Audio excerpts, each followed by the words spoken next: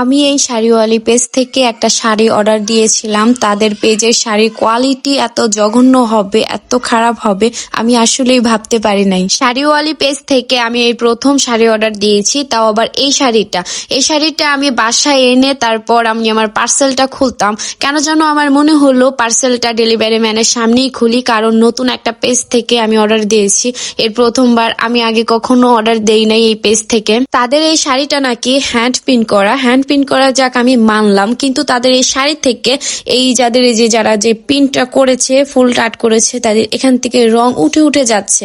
আমি এখনো পরি নাই, ধুই নাই, এটা তো দূরের কথা, আমি এখনো শাড়িটা কিনিই নাই, মানে শুধুমাত্র পার্সেলটা আমার হাতে এসেছে। আরেকটা জিনিস দেখেন, তারা তাদের শাড়ির আঁচলটা কিভাবে সেলাই করেছে, একদম মোটা করে, আর সেলাইটাও কিন্তু একা বেকা তেরা, একদম বাজে দেখা যাচ্ছে।